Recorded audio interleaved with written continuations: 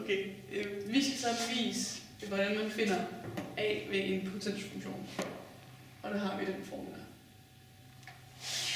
For lige at afklare, så har vi nogle hjælpesætninger, som vi kommer til at bruge undervejs. Og det er den, hvor den hedder B med A'en delt med A'en er lige med M delt med A'en i parentes i A'en. Det svarer til det samme. Det er vores hjælpesætninger, som vi kommer til at benytte os af i vores bevis. Okay. I vores bevis først skal vi bruge 2 koordinater så for udgangspunkt. Og det indsætter vi så i vores potensfunktion.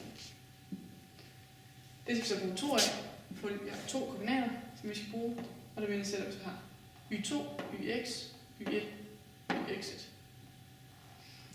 Dem kan man så sætte op over for hinanden, så man deler ledene med hinanden. Og det gør vi hernede. Så man siger Y2 delt med Y1, og ledene herover delt med hinanden.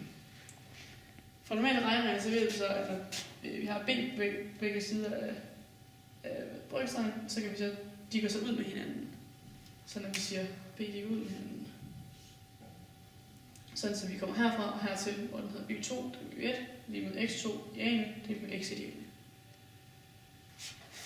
Så vil vi så rigtig gerne have A til at gå ned fra potensen, og til det her at blive 1-tal. Det bruger vi så den her hjælpesætning, som vi brugte herovre, som jeg forklarede før.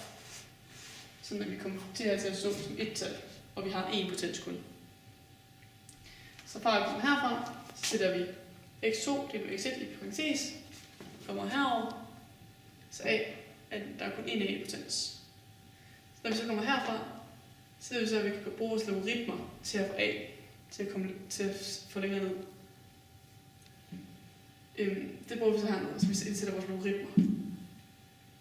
For at så få A ned, så benytter vi os den her hjælpesætning herovre, den som vi har skrevet med grøn, fra at komme fra 5 til 6, hvor vi så ved, at vi kan lave A til potens, så kan vi trække A ned foran.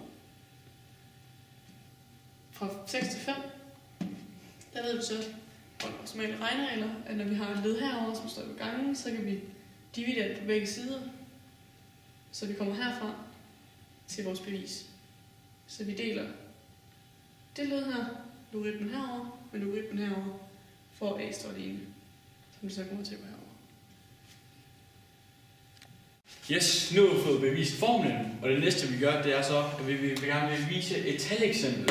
Så det første vi gør, det er, at vi smider nogle tal ind i x og y's plads, og derefter så indsætter vi dem ind i potensfunktionen, som er y er lige med b gange x i a.